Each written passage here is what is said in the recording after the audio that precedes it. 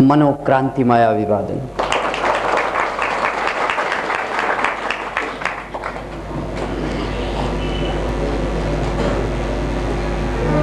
धेरै मान्छेको जिज्ञासा पाइएको छ कि यो मनोक्रान्ति, यो आध्यात्मिकता र राजनीतिको सम्बन्ध के? किनभने हामी अध्यात्मलाई बेग्लै, धर्मलाई बेग्लै, राजनीतिलाई बिल्कुलै अलगै ठान्छौँ। त्यसकारण प्राय मित्रहरूमा यो खुल्डुली पाइन्छ नै। हामीले यस्तो पनि समाचार सुन्यौं कि क्लासिक एफएम 100 मा प्रवचन भइरहँदा जुन दिनबाट हामीले राजनीतिको बारेमा कुरा गर्यौं, त्यो दिनबाट केही हाम्रा श्रोताहरूले रेडियो सुन्नै छोड्नु भएको समाचार पाइयो। किनभने उहाँहरू ठान्नुहुन्छ कि राजनीति र अध्यात्म भनेको बिल्कुलै अलग कुरा। अध्यात्म भनेको पवित्र कुरा, राजनीति भनेको घृणास्पद कुरा, त्यो उहाँहरूको धारणा हो।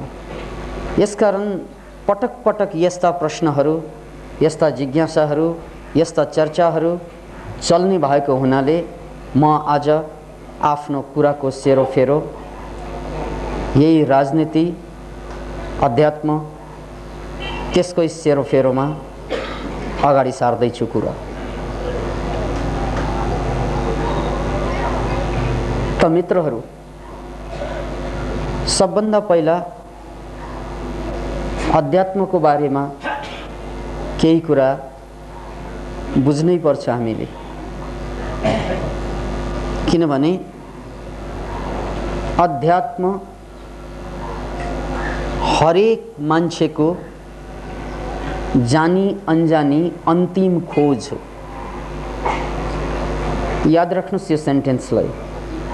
अध्यात्म हरेक मान्छेको जानी नजानी, जानेर पनि नजानेर पनि अन्तिम खोज हो।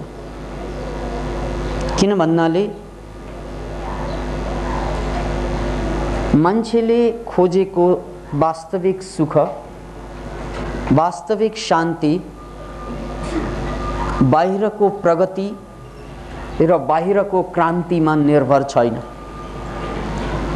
मान्छेको अन्तिम खोज, सुखको खोज, त्यसको टुस्ती, त्यसको जवाफ अध्यात्म बाहेक अरू केही हुनै सक्दैन। किनभने सम्पूर्ण दुःखको कारण संसार होइन, पीडाको कारण संसार होइन। किनभने संसार छँदै छैन। यो जति पनि संसार देखिरहनु भएको छ नि तपाईले, यो मनकै विस्तार मात्र हो।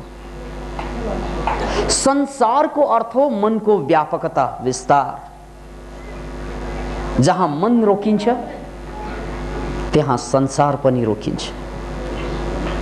जहाँ मन माथि अंकुश लाग्छ त्यहाँ संसार माथि पनि अंकुश लाग्छ। त्यसकारण यो संसार मनोमय छ। याद राख्नुहोस् यसलाई। तपाईले संसार भनेर देख्ने भनेको त्यही रंग होइन, संसारको आकृति र रंग। त्यो संसार त किन देख्नु भयो भने तपाईको आँखाले साथ दिइरहेछ। त्यसकारण तपाईको लागि रंगको अस्तित्व छ, आकारको अस्तित्व छ। तर यदि तपाई अन्धो जन्मनु भएको भए तपाईको लागि कुनै रंग हुँदैन यो संसारमा। तपाईको संसार रंगहीन हुन्थ्यो। अब भन्नुस् संसार बाहिर छ अथवा तपाईको आँखामा निहित छ। यदि संसार बाहिरै हुँदो हो त अन्धो भएर के फरक पर्दो? केही पनि फरक नपर्नु पर्ने, तर पर्छ। अन्धोको लागि कलर छैन संसारमा, रंग छैन संसारमा। त्यसकारण संसार भनेको उसको आँखामा निर्भर गर्छ। बस एकजना बहिरोको लागि संसारमा स्वर हुँदैन। विकासानन्दको प्रवचन छैन उनको लागि, छैन ऊ भन्छ। खोइ प्रवचन किन भन्दा म सुन्दिनँ, जन्मजातै बहिरो, खोइ प्रवचन। म चिच्याउँछु तर मेरो चिच्याहट उसको कानमा निर्भर हुन्छ। त्यसकारण कोही बहिरा छन् भने उसको लागि कुनै स्वर छैन, कुनै सङ्गीत छैन, कुनै ध्वनि छैन।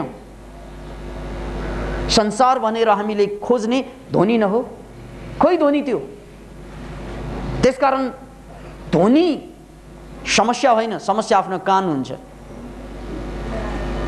किन भन्नाले यदि हाम्रो कान बहिरो छ भने नोइज पोल्युसनबाट ठ्याक्कै बचिन्छ। नोइजै छैन के को पोल्युसन, जति चिच्याउ अर्थै हुँदैन। त्यसकारण संसार बाहिर होइन, मेरो कानमा निर्भर छ। त्यस्तै जन्मजात मेरो नाकको सुन्ने क्षमता ह्रास खत्तम भएर जन्मेको भए मेरो लागि कुनै गन्ध हुँदैन।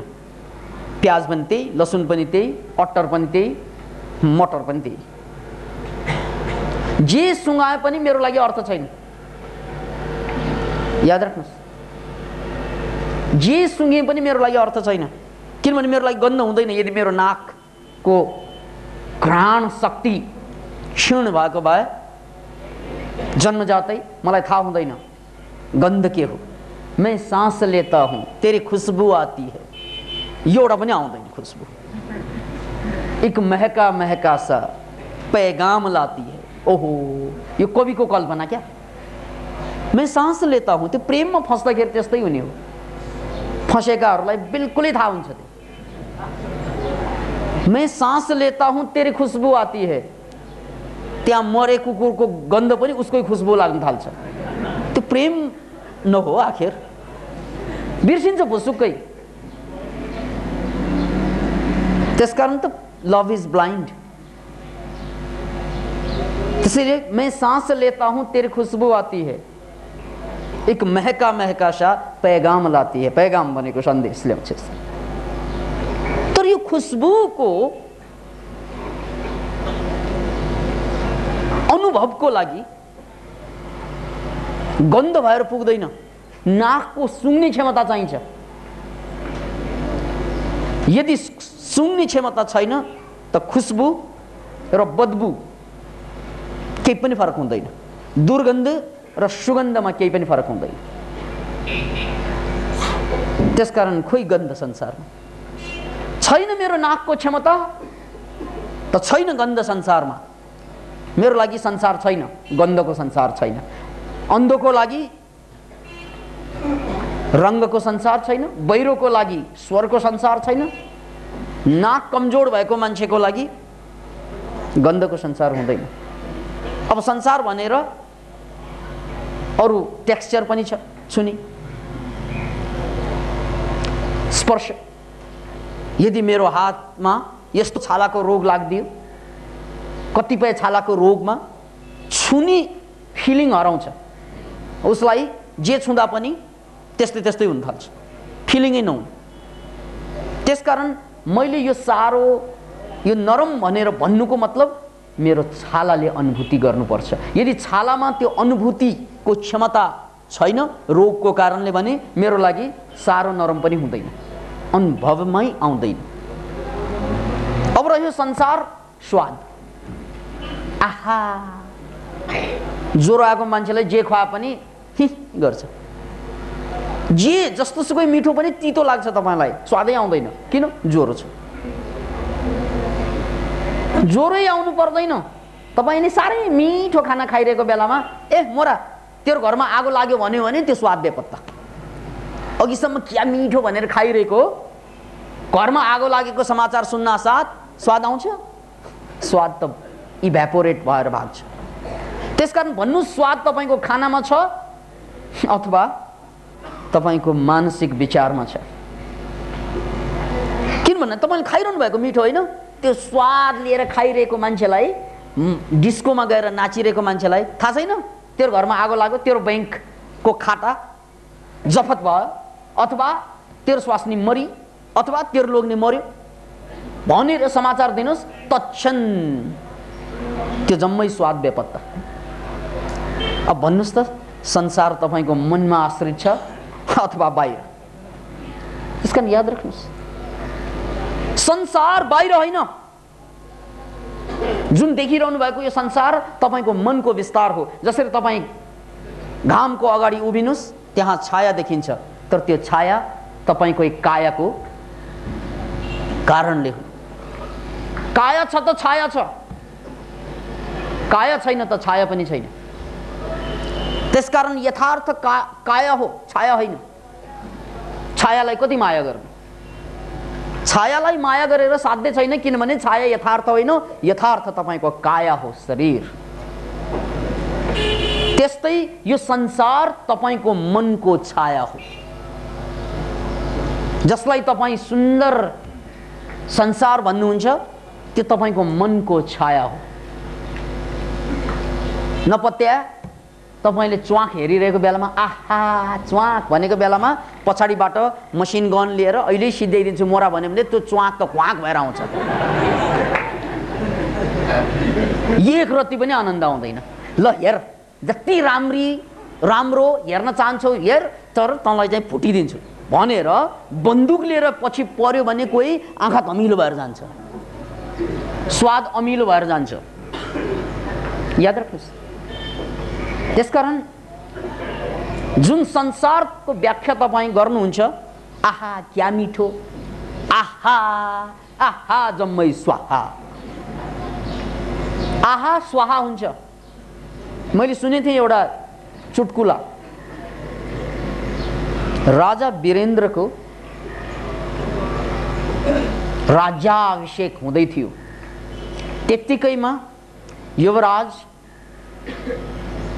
राज्याभिषेकको उपलक्ष्यमा गरिएको हवन कुण्डको अगाडि विराजमान हुनुहुन्थ्यो।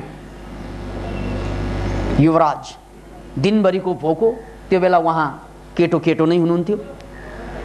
अनि ब्राह्मणले हवनको संविधा यानी होममा फाल्ने अन्नहरू, फूलहरू, विभिन्न चीज दिन्छन्, हातमा हालिदिन्छन्। त्यसपछि होममा हाल्दै स्वाहा भन्नुपर्ने। थाप थाप्यो स्वाहा, थाप थाप स्वाहा, आगोमा फाल्दै स्वाहा भन्नुपर्ने।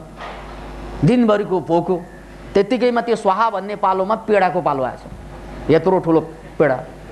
युवराज त्यसलाई पनि आगोमा हालेर स्वाहा भन्नुहोस् भने यसरी हेरे, भोक लागेको क्वाप मुखमा हालेर आहा भन्छ।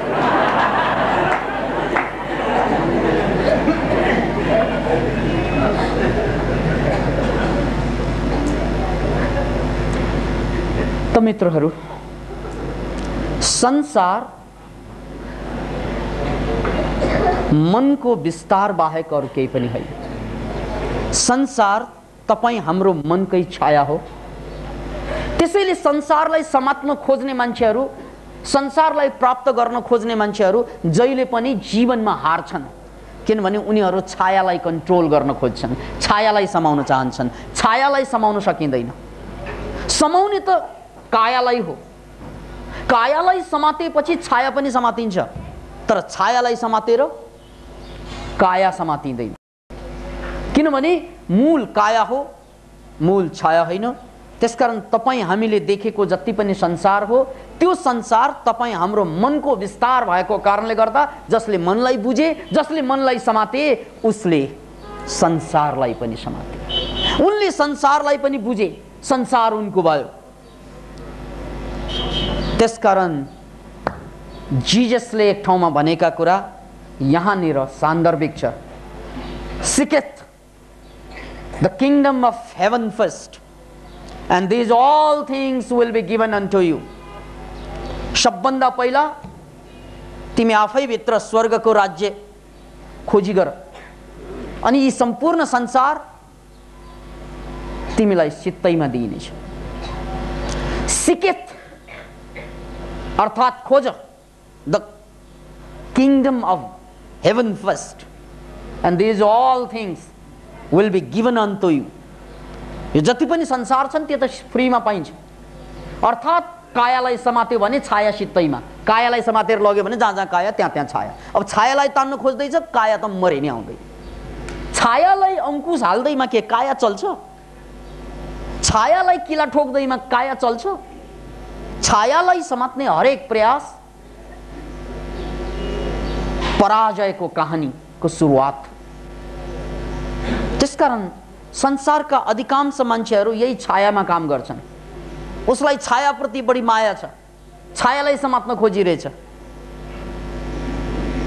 त्यसैले त रोग आयो, त्यसैले त मानसिक समस्या आयो, त्यसैले त भय, त्यसैले त ईर्ष्या, त्यसैले त जलन, त्यसैले त पीडा। किन भन्नाले समात्नु पर्ने काया समातिरहेछ छाया।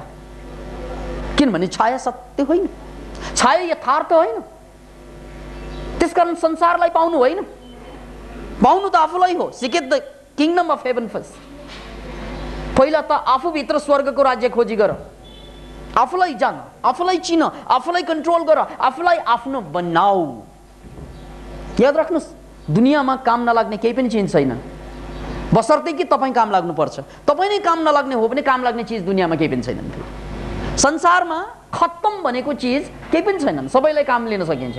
तर तपाईँ खत्तम भयो भने संसारमा ठिक भनेको केही पनि चिज हुँदैन। जस्तै पागलले केही चिजको कामै लिन सक्दैन। एकचोटि विचार गर्नुहोस् त, पागल संसार त उसको सेरोफेरोमा छ, ऊ एजुकेटेड होला, इङ्ग्लिस पनि बोल्दो होला, वेस्टम्यान ट्वास। वास्तविकता त यो हो कि पागलपन चढेपछि इङ्ग्लिस बढी आउँछ मान्छेलाई। तपाईँले पागलहरू हेर्नुहोस् त, हामीले देखिरहेका छौँ। स्वस्थ हुँदा ऊ इङ्ग्लिस कम बोल्छ, नेपालीलाई बढी माया गर्छ। अलिकति खुस्क्यो कि इङ्ग्लिस भट्याउन थाल्छ, पटाटाटाटा पटाटाटाटा बोल्छ राम्रो। त्यसकारण याद राख्नुहोस् यो कुरा, पागल हुन थाल्यो भने यसको अर्थ हो कि मलाई पनि काम लाग्दैन। पागलको अर्थ नै, पागलपनको अर्थ नै मलाई पनि काम लाग्दैन। जुन दिनमा मलाई काम लाग्दैन, संसार पनि मेरो लागि काम लाग्दैन। किनभने मैले संसारलाई कन्ट्रोल गर्न नै सक्दैन। संसारलाई कन्ट्रोल गर्ने केन्द्र म हुँ। जति बढी कन्ट्रोल मैले ममाथि गर्न सक्छु, त्यति बढी संसार मेरो काबुमा आउँछ। याद राख्नुहोस् यो कुरालाई, जति बढी कन्ट्रोल मैले संसारलाई गर्न खोज्छु, त्यति म आफूबाट फुस्किँदै जान्छु, फुत्किँदै जान्छु, त्यति म कमजोर हुँदै जान्छु। त्यसकारण संसारमा दुई किसिमका मान्छेहरू छन्। जो संसारलाई कन्ट्रोल गर्न चाहन्छन्, उनीहरूले संसारलाई कन्ट्रोलै गरे तापनि उनीहरू हार्छन् जीवनबाट। किनभने रोगी हुन्छ, किनभने मानसिक रूपमा पीडामा फस्छ। र जसले संसारलाई केही पनि गर्ने होइन, पहिला आफूलाई समात्ने, ऊ आफूलाई समात्न जति खोज्छ, जति दह्रो रूपमा आफूलाई समातिन्छ, त्यति संसार पनि आफ्नो हातमा आउँछ। जसरी जति दह्रोमा तपाईँले शरीरलाई चलाउनुहुन्छ, त्यति दह्रो रूपमै तपाईँको छाया पनि चल्छ। किनभने छाया तपाईँको प्रतिबिम्ब हो। त्यसकारण संसार माथि विजय तबै मात्र सम्भव छ जब आफूमाथि विजय गर्न सकिन्छ। आफूमाथि जति बढी आफूमाथि कन्ट्रोल आउँछ, त्यति बढी संसारमाथि कन्ट्रोल। र संसारमाथि कन्ट्रोल गर्ने मान्छेहरू आफूमाथि कन्ट्रोल नगरिकन गर्न खोज्नेहरू पहिलो त सफल हुँदैनन्। यदि भए तापनि त्यसले उसलाई पीडै मात्र दिन्छ, अरू केही पनि दिँदैन। याद राख्नुहोस्, याद राख्नुहोस् त्यो राजा अशोकको कहानी। राजा अशोक जसले कलिङ्गको विजयपछि आफ्नो सारा शक्ति अध्यात्ममा मोडिदिए। कलिङ्गको विजयमा त विजयी भएको सम्राट अशोक, तर यत्रो मान्छे मारेर, यत्रो मान्छेको रगतको खोलो बगाएर विजय पाएर पनि के विजय पायो? त्यसकारण कलिङ्गको विजयबाट वास्तविक रूपमा अशोक खुसी भएन। याद राख्नुहोस्, पाउन त पाएको हो नि संसार, कलिङ्गमा त विजय पाएको हो, अशोकले सम्राटको दर्जा पाएको हो। तर पाएर पनि के गर्नु? किन भन्नाले ऊ पीडित, ऊ मानसिक रूपमा असन्तुलित, ऊ मानसिक रूपमा अस्वस्थ। युद्ध जितिसकेको छ, तर बाहिर युद्ध जितेर के गर्ने? ऊ भित्र हारिसकेको छ। हेर्नुहोस् अशोकको अवस्था। युद्ध जितेकै हो, तर कतिलाई मारेर जितेको यो युद्ध, कतिलाई अपाङ्ग बनाएर जितेको यो युद्ध, कति बालकहरूलाई लावारिस बनाएर जितेको यो युद्ध, कतिलाई विधवा बनाएर जितेको यो युद्ध। त्यसकारण त्यो युद्धलाई थेग्न सकेन त्यो युद्धलाई। उनको मनले मानिन। बाहिर त जिते, सम्राट जितेकै हो बाहिर, तर सम्राट हारेकै हो भित्र, हारे। बाहिर जिते, भित्र हारे अशोक, राजा अशोक। जस्तै अहिले हाम्रो दुनियाँमा पनि वार हुँदैछ, बाहिर त जित्छन्, त्यसमा शङ्का छैन। एलाइड फोर्सले जित्छन्, त्यसमा शङ्का छैन, बाहिर त जित्छन्। तर यो बाहिर जित्नुको अर्थ भित्र हार्नु। भित्र त यति प्रायश्चितको अग्नि जल्न थाल्छ, सम्भवतः यो युद्धका योजनाकारहरूले आत्महत्या गर्नेछन् कुनै न कुनै दिन गएर। यिनीहरू सुत्न सक्ने छैनन् चयनसँग। किन भन्नाले त्यत्रो मान्छेको पीडा, त्यत्रो मान्छेको हत्या, त्यो सबै याद आइरहन्छ बार बार। याद राख्नुस्, यो पीडाको कहानी बडो गजबको छ। सबकन्सियस माइन्डमा गएर छाप पर्यो भने कति मान्छेले युद्धमा गएका सैनिकहरू, भियतनाम युद्धका सैनिकहरूलाई रिसर्च गर्दा एउटा गजबको कुरा के पाए, अन्तिम अवस्थामा बुढेस कालमा पुग्दा भियतनाम युद्धबाट फर्केका भेटरानहरू खुस्के पाइयो। साइकोलोजिकल रूपमा कहिले पनि उनीहरू स्वस्थ रहन सकेको पाइएन। याद राख्नुहोस् यो कुरा। यसकारण एउटा कुरा त पक्कै बुझ्नुस् कि संसारलाई जितेर पनि आफूलाई जित्न सकेन भने त्यसको परिणाम साह्रै भयावह हुन्छ, साह्रै भयावह। अब यो भयावह अवस्था भनेको दुई बाटो खुल्ने द्वार पनि हो। यसलाई ट्रान्जिसन भनिन्छ र यसबाट या त अझ बढी पतनतिर बढ्नु, या त रूपान्तरणतिर बढ्नु, या त पतन या त रूपान्तरण।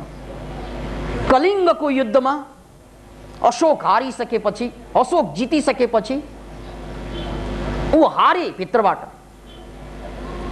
र यो हारले उनलाई द्वार खोलिदिए नयाँ किसिमबाट सोच्ने, नयाँ जीवन सुरु गर्ने। अहिलेसम्म हत्याको, हिंसाको जीवन सुरु गरे, अबबाट रक्षाको जीवन सुरु गर्छ, अबबाट अध्यात्मको जीवन सुरु गर्छ। त्यहीबाट राजा अशोक बौद्ध धर्म, अहिंसाको पाठ, प्रज्ञाको अनुभूति, यसलाई प्राथमिकता दिएर राज्य सञ्चालन गर्न थाले र आफ्ना छोरा, आफ्ना छोरी चारुमतीलाई नेपाल पठाएको, उनका छोरा महेन्द्र विभिन्न ठाउँमा पठाएको, जसको कारणले बुद्धका सन्देशलाई संसारभरमा फैलाउने पहिलो प्रयास पनि भयो। र त्यो पाठ पनि उनले कहाँबाट सिके? कलिङ्गको बाहिरको विजय, भित्रको मानसिक हारपछि। त्यसैले अशोकले संसारलाई समाउन खोज्दाखेरि संसार फुत्किरहेको पाए, जितेर पनि हारे। अरु त के, जितेर पनि हारे। त्यस्तै जो संसारलाई कमाउन खोज्छन्, घरबार परिवार सबै बनाउँछन्, जित्नु त जितेकै होइन, बिहे गर्नु जित्नु होइन। किन भन्नाले एउटा त पार्टीमा गाँसियो, अर्को म एक थिएँ अब दुई भएँ, फेरि अर्को छोराछोरी आउला, सेना त बढ्दै जान्छ। हिसाबले त जितेकै हो, तर यो सेना कस्तो विद्रोही सेना हुनेछ। अनि पो फसाद त्यहाँ, अनि कु गर्न बेर छैन यी सेनाहरूले, डर छ त्यहाँ आमा बाउलाई। यसकारण जित्नु भनेको आफूलाई जित्नुबाट संसार जित्नु पनि जित्नु हो। जित्नु भनेको संसार जितेर आफूलाई जित्नु पनि जित्नु हो। दुई बाटा रहेछन्। संसारलाई जितेर अनि आफूलाई नजित्नुको पीडा भोगेपछि अशोकले आफूलाई जित्नतिर आयो। त्यो पनि एउटा बाटो रहेछ। र अर्को बाटो होइन, अशोकले गरेको गल्ती गर्नु हुँदैन। हामीले 2-4 जना मारौँ त्यसपछि ध्यान गरौँ किन? मारि नै सकेको भए ठिक छ, त्यो कुरा त्यो त गइसक्यो। अब त्यसलाई विभिन्न भाषामा धाकछोप गर्नु पर्दैन, स्वीकार गरे पुग्छ। कन्फेसन, मैले मारेँ, अबबाट मार्दैन, आई एम सरी, अबबाट म ध्यान गर्छु, मिल्छ कुरा। किनभने जब जागे तब सबेरा। उठ्नुस् न, जहिले उठे पनि सबेरा हुन्छ। रातैमा उठे पनि लालटेन त बाल्नु मिल्छ। अचेल कहाँ लालटेन, टर्च लाइट त बाल्नु मिल्छ। जब जागे तब सबेरा, याद राख्नुहोस्। त्यसकारण अबेर भनेको कहिले पनि हुँदैन। अबेर भनेको कहिले पनि हुँदैन। जहिले पनि बेर मात्रै हुन्छ, अबेर हुँदैन। जहिले पनि बेर हुन्छ तर अबेर हुँदैन। बेर भनेको टाइम त भयो, यही हो। This is the time, this is the right time. जब जागे तब सबेरा। जब हामी उठ्छौँ नि, चाहे 10लाई मारेर या 1000लाई मारेर ठिक छ, तर मारिसकेकाहरूलाई मात्रै फेरि नमार्नेहरूलाई लाइसेन्स होइन फेरि।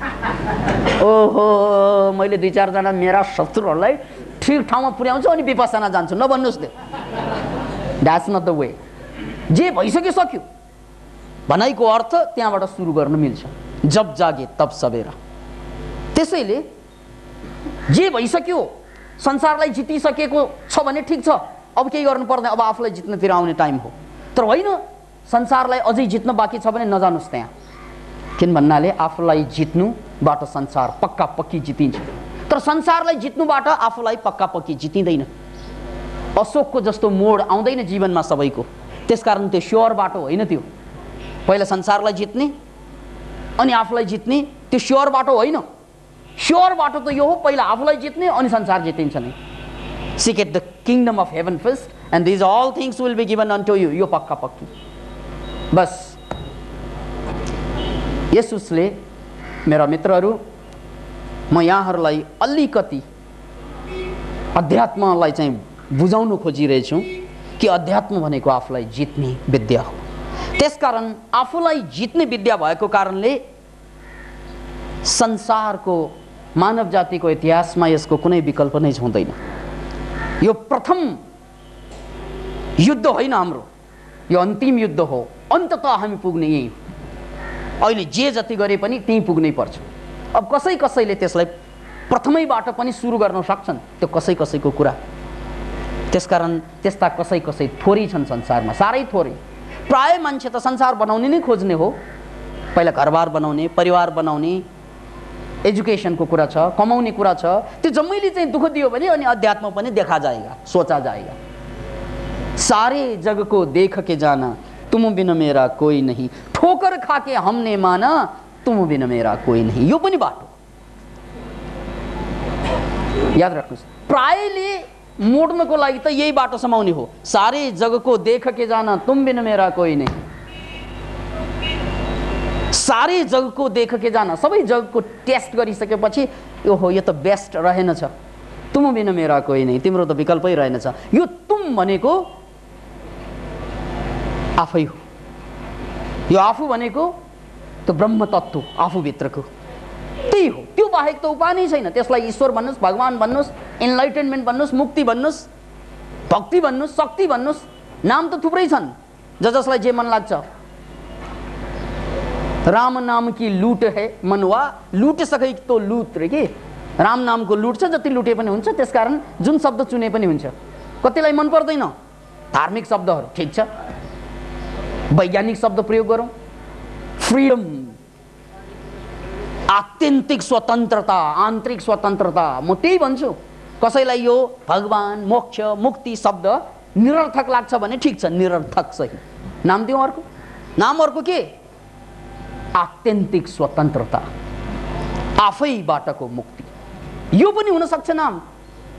एकचोटि एकजना दार्शनिकलाई आएर सोधेछ, हाम्रो देशमा 95% जनताले, 95%ले ढिँडो खाइरहेछ, ढिँडो, कोदो ढिँडो खाइरहेछ 95%ले।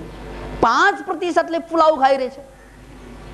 5%ले पुलाउ खाने दिनदिनै, 95% मुस्किलले ढिँडो खाइरहेछ।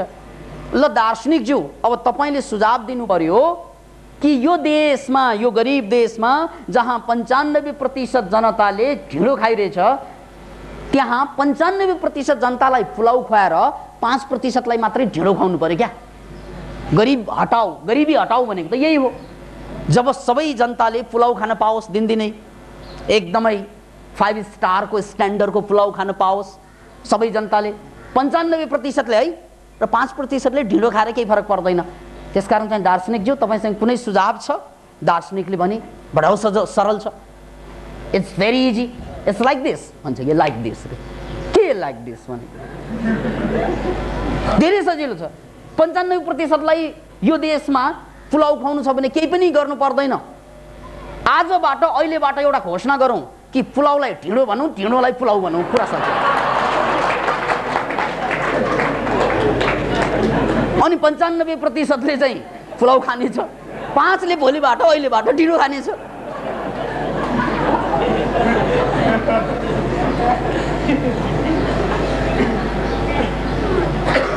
त मित्रहरू, त्यसैले अध्यात्मको कुनै विकल्प छैन भन्नुको तात्पर्य यही हो कि संसार बाहिर छैन, संसार आफैभित्र छ।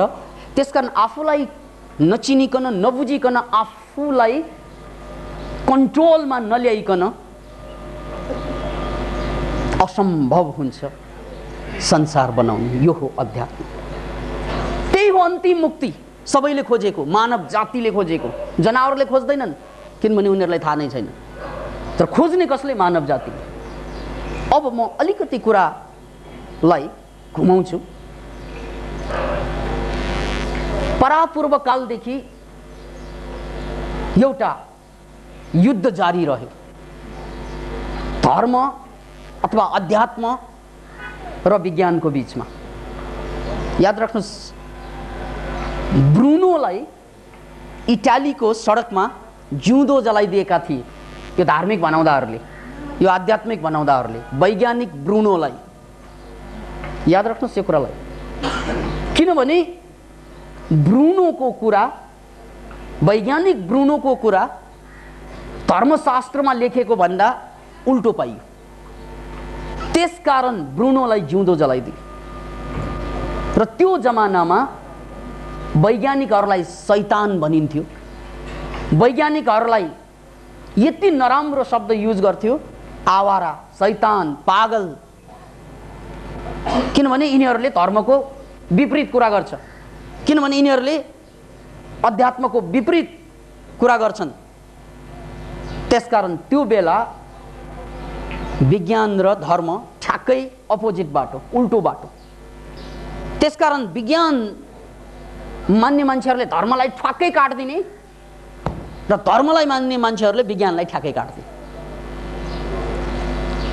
ब्रुनोको दृष्टान्त बुझ्नुहोस्, यो अतिको एउटा नमुना हो कि पादरीहरूले जो धर्मका ठेकेदार छन्, जो अध्यात्मका चर्चा दिनरात गर्छन्, उनीहरूले ब्रुनोलाई इटालीको सडकमा जिउँदै यसकारण जलाए, यसकारण कि ब्रुनोले अध्यात्मको विरोध गरे। अरे धर्मशास्त्रमा लेखेको कुराको विरोधमा उभिए, अरे त्यसकारण जिउँदो जलाइदिए। त्यसैले यिनीहरू विज्ञानका कुरा गर्ने सबै मान्छेहरू शैतान, पागल, खुस्केका, के नाउँ थिए, के नाउँ थिए। एउटा युद्ध। अनि उता विज्ञानका समर्थकहरूले, विज्ञानलाई मान्ने मान्छेहरूले के भन्छन् भने धार्मिकहरू शोषक, धर्मको नाउँमा 95% जनतालाई गुलाम बनाउनको लागि यिनीहरूले धर्मको आड लिन्छन्। त्यसकारण यिनीहरू समाजको सबभन्दा ठुलो शोषक हुन्। राजनीति र धर्मको साँठगाँठ गरेर राज्य सत्ताले धर्म गुरुहरूलाई सहयोग गर्ने र धर्मगुरुहरूले जनतालाई तिम्रो भाग्यमा त्यही छ, त्यसकारण विद्रोह गर्नु पर्दैन, जे भएछ राजा बन्नु भनेको पुरपुरोमा लेखेर ल्याएको हो, भूसुर हुन्, यानि यिनीहरू सिधा विष्णुका अवतार हुन्। त्यसकारण यिनीहरूको सेवा गर्नै पर्छ, किनभने राजा भनेको भगवान हो। भनेर पाठ सिकाउने काम कसले गर्छ? पण्डित पुरोहितहरूले। यसरी राजनीतिलाई एउटा जनताको शोषण गर्ने माध्यम बनाउनको लागि यी जम्मै धर्मगुरुहरूले साँठगाँठ गर्छन्। यो आरोप थियो वैज्ञानिकहरूको अथवा विज्ञानको पक्षधरहरूको।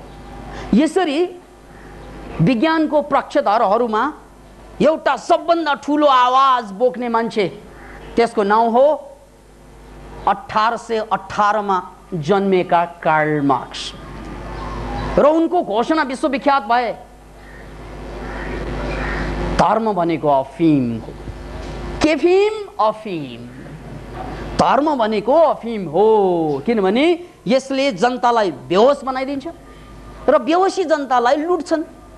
बेहोसी जनता, तपाईलाई थाहा छैन कति मान्छे तीर्थयात्रा जाँदा इन्डियामा बीचमा नचाहिने खाना, नचाहिने चाहिँ पेय पिलाएर बेहोस पारेर भएभरका सामान लुटेर लगिदिन्छन्। किनभने बेहोस बेलामा त हामीले कन्ट्रोल गर्न सक्दैनौँ। ठीक त्यस्तै लुटेरा हुन् यो राजनीतिका ठेकेदारहरू है, किनभने यिनीहरूले धर्मको नाउँ लिन्छन् र धर्मले जनतालाई यसरी नै सुँघाएर बेहोस पार्छन्, पिलाएर बेहोस पार्छन्।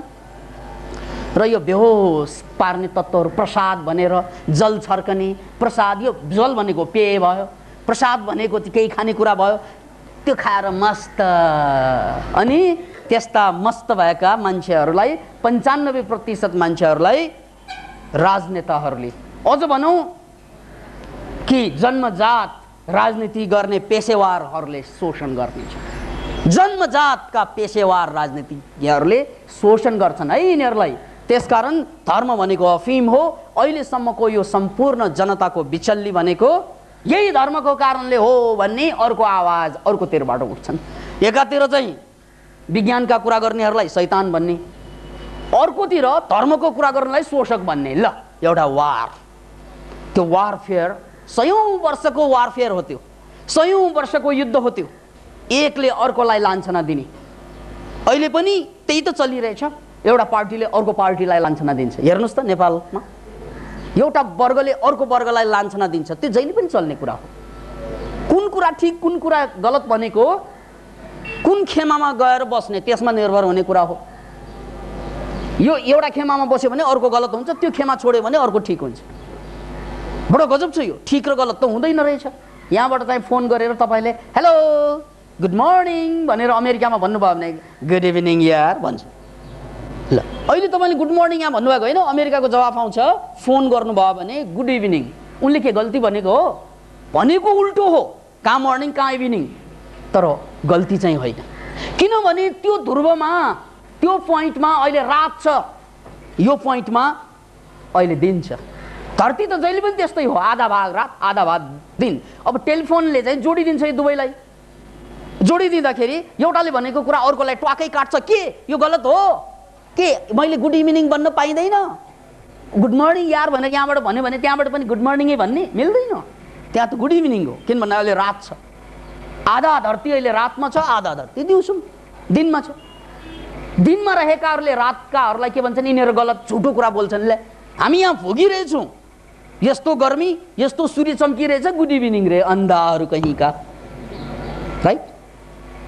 याद राख्नुहोस् यो कुरा। यो जहिले पनि चल्ने युद्ध हो यो।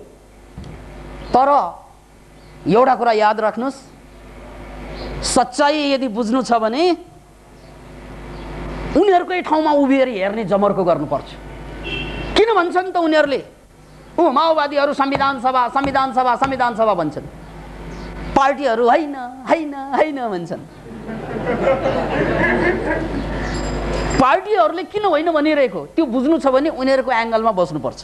अनि थाहा हुन्छ ए संविधान सभा होइन भन्नुको कारण त यो पो रहेछ। त्यहाँ बसेर उभिएर हेर्नुहोस् न। किन भन्नाले पाइसकेको कुरा खाइपाइ आएको गुम्यो भने खतरा छ नि त्यहाँ।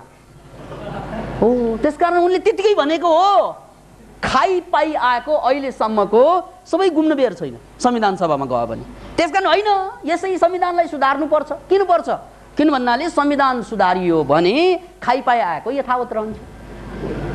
उनीहरूले त्यतिकै भनेको हो तपाईँहरूलाई, होइन? याद राख्नुहोस् यो कुरालाई।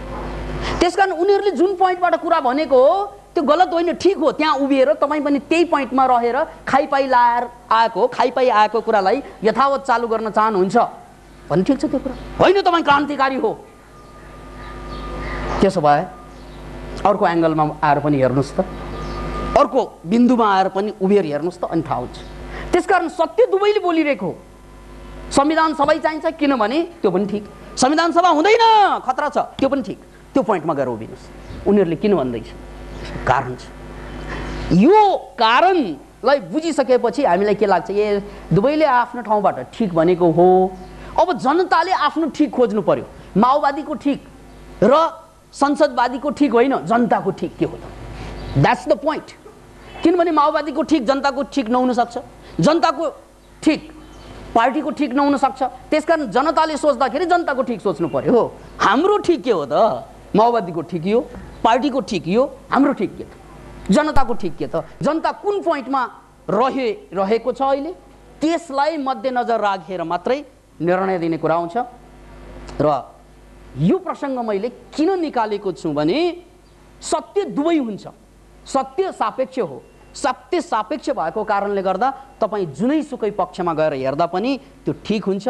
कसैलाई चाहिँ आलोचना गर्नु पर्दैन, कसैलाई चाहिँ निन्दा गर्नै परेन। जसरी मैले भनिहालेँ तपाईँलाई, यो पोइन्टबाट बसेर गुड इभिनिङ भन्दाखेरि अमेरिकाका मान्छेहरूको लागि मात्रै ठिक हुन्छ, तर यो पोइन्टमा ठिक हुँदैन। किन भन्नाले यहाँ त अहिले चाहिँ मर्निङ छ, 12 पनि बजेको छैन।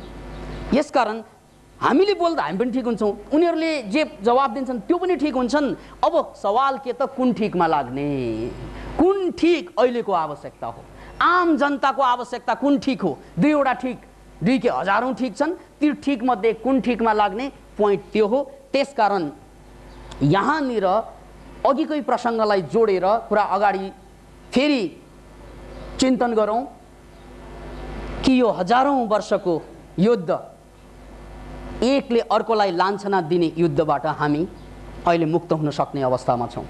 किनभने धार्मिकहरूले भनेका कुरा पनि त्यो पोइन्टबाट ठिक हुन्छ र विज्ञानका पक्षधरहरूले भनेका कुरा पनि त्यो पोइन्टबाट ठिक हुन्छ। त्यसकारण हामी कहाँ लाग्ने, हाम्रो आवश्यकता के हो, आम जनताको, बहुमत जनताको आवश्यकता के हो, त्यो चाहिँ बुझ्ने कुरा भयो। र एउटा रमाइलो कुरा के बुझ्नुहोस् भने कार्ल मार्क्सको युद्ध, 1818 मा जन्मेको कार्ल मार्क्सले सबभन्दा बढी ठुलो धर्मको विरोधमा युद्ध छेडे। सबभन्दा ठुलो उनको युद्ध नै धर्मकै विरोधमा थियो कि यो हजारौँ वर्षदेखि चलिआएको आस्था जसको कारणले गर्दा जनता गुलाम भएको थियो। अनि विज्ञानले पनि त्यस्ता प्रमाणहरू जुटाउँदै थिए। त्यसकारण उनको आधार के थियो, साइन्टिफिक कम्युनिजम भनेर कम्युनिजमलाई अगाडि सार्दै, साइन्सलाई अगाडि सार्दै उनले धर्मलाई खण्डन गर्दै गए। अब विश्व इतिहासमा 1879 मा अर्को एकजना महापुरुष जन्मन्छन्, अर्को एकजना युग पुरुष जन्मन्छन्। उनको नाम हो अल्बर्ट आइन्स्टाइन। अल्बर्ट आइन्स्टाइनले 1905 मा पहिलोचोटि द थ्योरी अफ रिलेटिभिटीको कन्सेप्ट अगाडि सारे, सापेक्षतावादको सिद्धान्त। 1905 मा याद राख्नुहोस्, कार्ल मार्क्स 1883 मा बितिसके र बल्ल गएर 1905 मा जब पहिलो सिद्धान्त संसारको अगाडि आयो, सापेक्षतावादको सिद्धान्त, त्यो सिद्धान्तले के कुरा भन्यो भने संसारमा जे जति आँखाले देख्ने कुराहरू हुन् सत्यको लाखौं हिस्सामा एक हिस्सा पनि होइनन्। पहिलो वैज्ञानिक प्रमाण। यो फूल तपाईको लागि चुपचाप बसिरहेको छ, यो कुर्सी चुपचाप बसिरहेको छ, सबै कुरा चुपचाप लाग्छ तपाईलाई, हाम्रो नाङ्गो आँखाले त्यही देख्ने हो। तर अल्बर्ट आइन्स्टाइनको सूत्र E=mc² ले पहिलो चोटी कि पदार्थको अन्तिम इकाइ भन्ने एटम हो। एटमको अर्थ नै ए भनेको नो, टोम भनेको काट्नु, जसलाई काट्न फोड्न सक्दैन त्यो एटम हो। एटम कार्ल मार्क्सले बुझेको एटम संसारको अन्तिम संरचना थियो, याद राख्नुहोस् यसलाई। कार्ल मार्क्सको खोपडीमा जोन डाल्टनले सिद्ध गरेको एटम अन्तिम संरचना थियो। त्यसलाई तोड्न सक्दैन, फोड्न सक्दैन। किन भन्नाले एटमको मतलब that which cannot be split, जसलाई काट्न तोड्न सक्दैन त्यो एटम हो। त्यो कार्ल मार्क्सले आइन्स्टाइनले यही जानेर मरे, यही जानेर बित्नुभयो उहाँ। त्यसपछि आइन्स्टाइनले के भने, सकिन्छ तोड्न त्यसलाई पनि। एटम टोम भयो, यानी ए काटियो, टोम मात्रै बाँकी रह्यो, त्यो पनि टुट्यो। एटमलाई तोड्न साथ नयाँ अन्डरस्ट्यान्डिङ, नयाँ मानव मस्तिष्कमा नयाँ चेतनाको लहर उठ्न थाल्छ। एटम भित्र 3वटा कुरा खाँदिएर बसेको देखियो प्रमुख, न्युट्रन, प्रोटन र इलेक्ट्रोन। र इलेक्ट्रोन त चुपचाप छैन, घुमिरहेको छ, घुमिरहेको छ, घुमिरहेको छ, घुमिरहेको छ लाइटनिङको स्पिडमा। यो फुल अहिले त चुपचाप लाग्छ, तर यहाँ भित्र डान्स चलिरहेछ एटमको, टिन्टिङ टिन्टिङ टिन्टिङ टिन्टिङ डान्स। के भनेको, यो फुल पनि नाचिरहेछ। यस, त्यसकारण त कविहरूले भन्छन् नि, कविहरूले त्यस्तै देख्छन्। ढुङ्गामा पनि प्रेसी देख्न थाल्छ। ओहो चन्द्रमा मेरो प्रेसीले, त्यो त ढुङ्गा हो नि, तर कविले देख्छन् त्यही। त्यस्तै वैज्ञानिकहरूले पनि त्यही कुरा देख्ने हो जुन साधारण आँखाले देख्दैनन् के। साधारण आँखामा यो फुल हो, फुल धेरै ठुलो फुल हो यो। यस फुललाई फुल मान्नु धेरै ठुलो फुल हो, किनभने यो फुलभित्र एटम्सहरू नाचिरहेका छन्, इलेक्ट्रोन्सहरू नाचिरहेका छन्। यदि यो फुलबाट शक्ति प्राप्त गर्ने हो भने E = mc² फर्मुला अनुसार यो फुल होइन बम बन्छ, बम। किनभने एटोमिक एनर्जी भनेको त्यही हो। यस भित्रको एनर्जीलाई निकाल्ने हो भने अहिले त फुल ल्याएर मलाई उपहार दिनुभयो एकजना बहिनी महोदयले, म त यसलाई बम देख्न बेर छैन, लाग्छ यो बम। तर अहिले यो बम होइन, यो बम कहिले त जब यसलाई टिपेर लाइटको स्पिडमा प्रति सेकेन्ड 10 लाख किलोमिटरको स्पिडमा हुर्याइयो भने यो बम बन्छ। यो पनि लाइटकै काम गर्छ। Can you imagine? अहिले यो फुल, सुन्दर फुल, यो सम्पूर्ण काठमाडौँलाई ध्वस्त गर्ने शक्ति यसमा हुन सम्भव छ। नभए धरहरा पार्टी प्लेस त खत्तम, मानै भन्न सकिँदैन, पर्छ आमै भन्न भ्याउँदैन। यो हाँसिरहेको छ नि हामी, यो पनि एटमै हो, नपड्केकोले मात्रै। किनभने हरेक पदार्थ पदार्थ होइन। अब E = mc², E भनेको एनर्जी, अनि mc² भनेको, m भनेको मास र c² भनेको भेलोसिटी अफ लाइट। लाइटको स्पिडमा केही चिजलाई हुर्याइदियो भने सबै कुरा लाइट बन्छ। यसका याद राख्नुहोस्। यो कुराबाट पहिलोचोटि के थाहा पाइयो त भन्नाले संसार सापेक्षतावादमा टिकेको छ। संसार अन्तिम सत्यमा टिकेको छैन। त्यसकारण मैले धेरैपल्ट भने यो सत्यको लागि जति मान्छे मारियो नि, झुटको लागि मारिएन। किनभने झुटले 2-4 जना मार्दो हो, भुलचुक बस, तर सत्यको नाउँमा कति मान्छे काटिए, कति मान्छे काटिए। तर सत्य त सापेक्ष रहेको छ भनेर भर्खर बुझियो। त्यसकारण आइन्स्टाइन पछि हामीले गर्वसाथ भन्न सक्छौँ, ट्रुथ इज डेड। लज्जा छैन सत्य। कसलाई सत्य भन्ने? अन्तिम सत्य छैन त्यस्तो। अन्तिम सत्य भनेको बुद्धिको स्तरमा हुनै सक्दैन। जुन अन्तिम सत्य भनेर अध्यात्मवादीहरूले भन्ने त्यो त बुद्धिभन्दा परको कुरा, बियोन्ड द माइन्डको कुरा। तर विदिन द माइन्ड, माइन्डभित्र अन्तिम सत्य हुँदैन, माइन्डभित्र सापेक्ष हुन्छ सत्य। त्यसकारण यो फर्मुला लागू भइसकेपछि अब संसारलाई त्यो रूपमा देखिएन, हेरिएन जुन रूपमा न्युटनको पालामा हेरिन्थ्यो। आइन्स्टाइनले जुन कुरालाई अगाडि ल्याए त्यसकै आधारमा अब कार्ल मार्क्सको विज्ञानको बेस जुन छ नि, न्युटोनियन साइन्स डगमगाउन थाल्यो। त्यसकारण अब त्यो कुरा सत्य होइन जुन कुरालाई मार्क्सवादीहरूले एकताका साइन्टिफिक भनिन्थ्यो, नाउ इट इज चेन्जिङ। त्यही होइन, त्यो नभएको कारणले गर्दा अब संसारभरमा के भयो त भन्नाले विज्ञान र धर्म यसरी गइरहेथ्यो, यसरी उल्टो। अब आएर विज्ञान र धर्म यसरी अगाडि आइरहेछ, विज्ञान र अध्यात्म अगाडि अगाडि अगाडि। अब के बुझ्ने थाल्यो भन्नाले हरेक मान्छे पनि बुद्धै हो, हरेक मान्छे बुद्धै हो। जसरी बुद्धले दावा गर्नुभयो नि, तिमी पनि बुद्ध हौ सुतिरहेका, म पनि बुद्ध हुँ उठिसकेको। म मान्छे हुँ तर उठेको, त बुद्धै होस् तर सुतेको भन्ने बुद्धको दावा यहाँ आएर सिद्ध हुन्छ।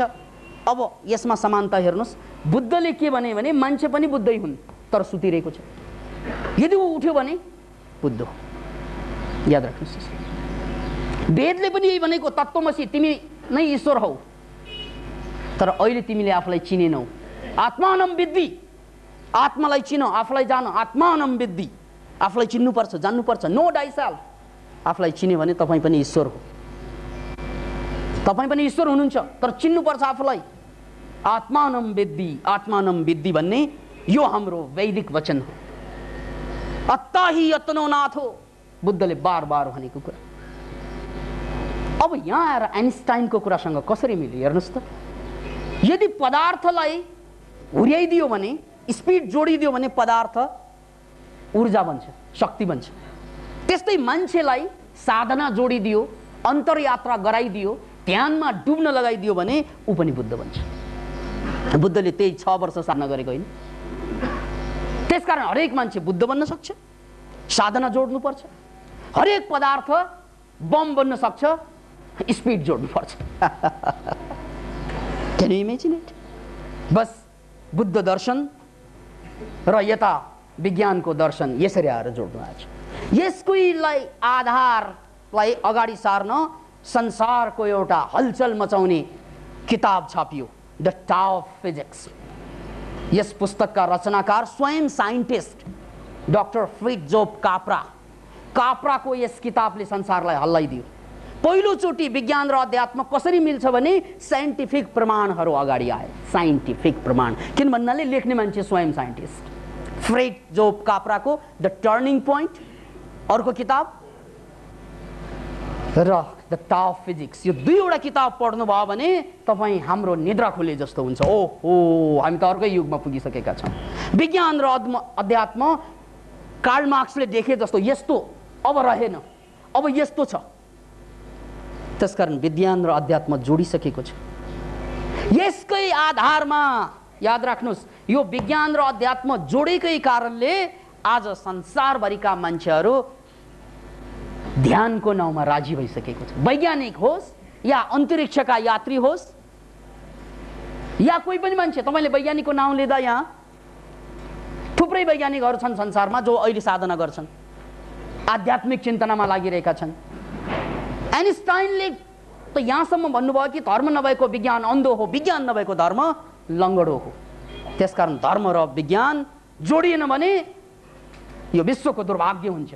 किनभने एउटा अन्धो, एउटा लङ्गडो, एउटामा शक्ति छैन, अर्कोमा दृष्टि छैन। त्यसकारण यो दुईवटा आएर चाहिँ जोड्नै पर्छ र जोडिसकेकै छ, हेर्न मात्रै बाँकी छ। बस विज्ञान र अध्यात्म जोडिसक्यो, यो युद्ध छैन अब। त्यसकारण अब याद राख्नुहोस्, भौतिकवादीहरू पनि, जतिसुकै भौतिकवादीहरू पनि जसले आफूलाई कोरा भौतिकवादी मान्छन् नि, उनीहरू पनि ध्यान गरेर बसेको पाइन्छ। अब मेडिटेसन, डुब्नुपर्छ आफूमा नडुबिकन त्यो शान्ति, त्यो आनन्द, त्यो मुक्तिको एहसास हुँदैन रहेछ भन्ने कुरा अब संसारभरको विषय बनिसकेको छ। भौतिकवादी जस्तासुकै मै हुँ भन्ने भौतिकवादीहरू पनि आफूलाई पनि चिन्नुपर्छ, ध्यान पनि गर्नुपर्छ भन्छन् नै। यदि भन्दैनन् भने उनीहरूको अज्ञानता हो। गरेर हेर्नुहोस्, कम एन्ड सी। यदि पत्याउनुहुन्न अझै पनि त्यस्ता कोरा भौतिकवादीहरू कोही माइका लालहरू बाँकी हुनुहुन्छ भने उहाँहरूले चाहिँ, यदि उहाँको खोपडी वैज्ञानिक हो भने हेर्नु पर्यो। कम एन्ड सी, ध्यान गरेर हेर, अनि थाहा हुन्छ संसार आफैभित्र रहेछ। ओहो, शक्ति आफैभित्र रहेछ। ओहो, आनन्द आफैभित्र रहेछ। त्यो त प्रयोग गर्ने कुरा हो। प्रयोगै गरेन, खालि आलोचना मात्रै गर्यो भने त त्यो मान्छे वैज्ञानिक भएन। किन भन्नाले वैज्ञानिक चिन्तना भनेकै वैज्ञानिकहरूले नो र यस दुवै भन्दैनन्। वैज्ञानिकहरूले लेट मी सी भन्छ, लेट मी ट्राई। नशा नै हो, किनभने वैज्ञानिकहरू भन्छन् जब तपाईँ नाच्नुहुन्छ, जब तपाईँ ध्यान गर्नुहुन्छ, जब तपाईँ आनन्दमा डुब्नुहुन्छ, तपाईँको खोपडीबाट एन्डोर्फिन भन्ने नशा केमिकल रिलिज हुन्छ, त्यो पनि केमिकलै हो। जब तपाईँ मेडिटेसनको डेप्थमा जानुहुन्छ, सेरोटोनिन भन्ने केमिकल रिलिज हुन्छ, त्यो पनि शान्तिको अनुभव गराउने केमिकल नै हो। त्यसकारण यो बाहिरको ड्रग्सहरू, बाहिर जति पनि ड्रग्सहरू छन्, त्यो ड्रग्सको एन्टी ड्रग्स खोपडीभित्रै छ। यो कुरा हरेक आमा बाउले छोराछोरीलाई देखाउनु पर्छ, अन्यथा तपाईँका छोराछोरी बर्बाद हुनुबाट तपाईँले जोगाउन सक्नुहुन्न। यदि तपाईँ साँच्चै यो युवा पिँढीहरूलाई जोगाउन चाहनुहुन्छ भने उनीहरूलाई बाटो देखाउनु पर्छ। भाइ तिमीले जे खोजेको आनन्द छ, जे खोजेको चाहिँ 2 मिनेटको ह्याप्पिनेस छ, चाहे शिक्षामा, चाहे सत्तामा, चाहे चाहिँ यौनाचारमा, दुराचारमा, त्यो जम्मै कुरा भित्र रहेको, खोपडीभित्र रहेको केमिकल हो भनेर बुझाउन सक्यो भने युवा पिँढीलाई हामीले बचाउन सक्छौँ। यसरी युवा पिँढी एक जमात त बचिसकेका छन्, त्यो बच्नुको कारण पनि साइन्स हो। याद राख्नुहोस्, अहिले संसारको सबभन्दा नाम चल्ने एकजना धर्मगुरु मध्ये, जसले अहिले यो संसारलाई नै ध्यान सिकाउने जमर्को गर्नुभएछ, जसले बिटल्सलाई चाहिँ ध्यानमा ल्याएर पहिलोचोटि पश्चिममा ध्यानको बारेमा प्रचार गर्ने मान्छेको नाउँ हो महर्षि महेश योगी। उहाँले बिटल्सहरू जस्ता कलाकारहरूलाई, भौतिकवादीहरूलाई पहिलोचोटि, भोगवादीहरूलाई पहिलोचोटि ध्यानमा ल्याए। किन भन्नाले महर्षि महेश योगी आफै एमएससी को विद्यार्थी, याद राख्नुहोस्, आफै एमएससी को विद्यार्थी भएको कारणले गर्दा उहाँले ध्यान जस्तो कुरालाई साइन्टिफिक रूपमा पहिलोचोटि प्रमाणित गर्नुभयो पश्चिममा। पहिलोचोटि मेडिटेसनलाई साइन्सको बेसमा, टेक्नोलोजीको बेसमा प्रमाणित गरेर अध्यात्म र विज्ञान भनेको दुई कुरा होइनन्, एउटै कुरा हुन् भन्ने प्रमाणित गर्नेमा अर्को पायनियरको रूपमा तपाईँले महर्षि महेश योगीको नाउँ पनि भुल्नु हुँदैन। र उहाँको दावा छ, यदि चाहिँ बुसले संसारलाई शान्ति, आतंकवादबाट मुक्ति गराउनु छ भने बम हान्नु होइन, बम हानेर अथवा इराकमा युद्ध गरेर या अफगानिस्तानलाई कन्ट्रोल गरेर होइन, मलाई अलिकति पैसा दे, अलिकति भनेको अरबौं खरबौं दे, तैले बम हान्ने पैसा जति मलाई दे, म दुनियाँभरका मान्छेलाई ध्यान गराएर ज्ञानमा लिएर जान्छु अनि आतंकवादी कोही पनि बन्दैनन् भन्ने उनको च्यालेन्ज थियो। त्यो च्यालेन्जको आवाज यहाँसम्म आउँदैन? आउँछ?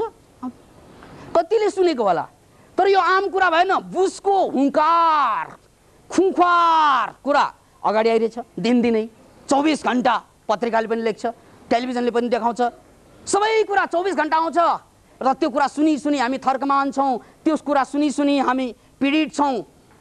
तर महर्षि महेश योगीको च्यालेन्जलाई कुनै पनि च्यानलले प्राथमिकता दिएर देखाएन, कुनै पनि रेडियोले, कुनै पनि पत्रिकाले बार बार रिपिट गरिदिएन कि यो दुनियाँलाई बचाउनलाई बुश महोदय बमलाई फाल्ने पैसा ध्यान केन्द्रको लागि फाल्नुहोस्, ध्यान गराउने वातावरणको लागि फाल्नुहोस् भन्ने उहाँको जुन दावा हो, त्यसमा पनि त चिन्तन गर्नु पर्थ्यो, तर गरेनन्।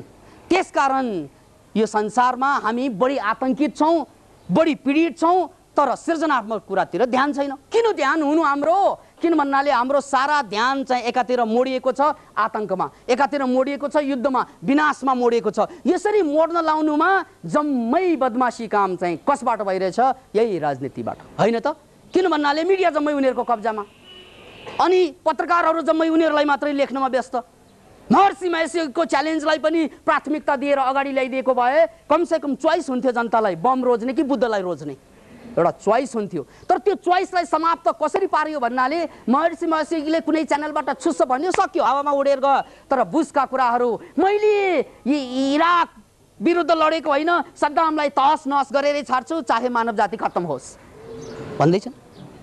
याद राख्नुहोस्, त्यो कुरालाई हजार बार चाहिँ प्रसारणमा आइरहेछ अनि हामी आतंकित हुन्छौँ। त्यसैले याद राख्नुहोस्, यो धरतीलाई जोगाउनको लागि अध्यात्म र विज्ञान त आउनै पर्यो, किनभने विज्ञानले चाहिँ संसार बनाउन सहयोग गर्छ, विज्ञान र प्रविधिले, अध्यात्मले आफूलाई बनाउन सहयोग गर्छ। यो मिल्नुपर्छ, मिलि पनि रहेको छ। तर यो दुईवटाको फाइदा अझै पनि दुनियाँले लिन सकिरहेको छैन, किनभने अहिलेसम्म यहाँ तेस्रो तत्त्व मिल्न बाँकी छ, त्यो हो राजनीति, राजनीति, राजनीति, राजनीति, राजनीति, राजनीति। त्यसैले याद राख्नुहोस्, अबको राजनीति भनेको, अबको आउने राजनीति भनेको यस्तो राजनीति, या त राजनेतामा विज्ञान र अध्यात्मको अनुभव होस्, या त विज्ञान र अध्यात्मको अनुभव भएकाहरूलाई राजनेता बनाउने नेपाली जनताबाट सुरु गर्नु पर्यो। आइन्दा हामीले भन्नुपर्छ, भोट न माओवादीलाई जान्छ, न चाहिँ एमालेलाई, न कांग्रेसलाई, न राप्रपालाई जनताले त्यसरी भोट दिने होइन। जनताले भोट दिने कसरी त भन्नाले हामी नयाँ युग सुरु गर्दैछौँ। नयाँ युग भनेको विज्ञान र अध्यात्म जोडिसकेको छ। अब यो जोडेको विज्ञान र अध्यात्मको फाइदा लिनको लागि चाहिन्छ तेस्रो तत्त्व त्यो तेस्रो तत्त्व भनेको, त्यो तेस्रो चिज भनेको राजनीति हो। यो राजनीति जहाँ कि सम्पूर्ण संचार उनीहरूको कब्जामा छ, सम्पूर्ण शिक्षा उनीहरूको कब्जामा छ, त्यसकारण विज्ञान, अध्यात्म र राजनीति यो त्रिकोणको ज्ञान भएका मान्छेहरू अबको युगमा राजनेता बन्नेछन्। उनीहरूले युगलाई दोहोर्याउने छ, यो मनोक्रान्तिको घोषणा हो। त्यसकारण हामीले एउटा सुन्दर युग देखिरहेका छौँ।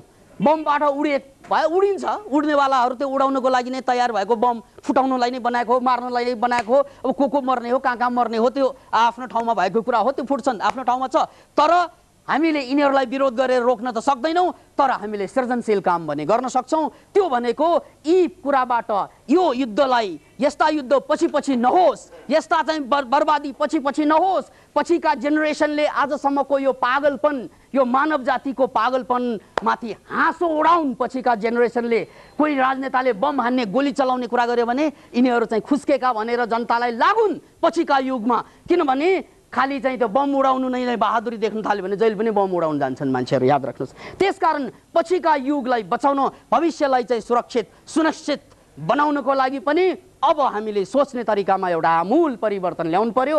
त्यो भनेको अबको युग भनेको विज्ञान र अध्यात्म जोडेर धेरै अगाडि बढ्यौँ। अब यसमा मनोक्रान्तिले राजनीति थप्दैछ। यो विश्वको लागि नेपालको तर्फबाट उपहार भयो।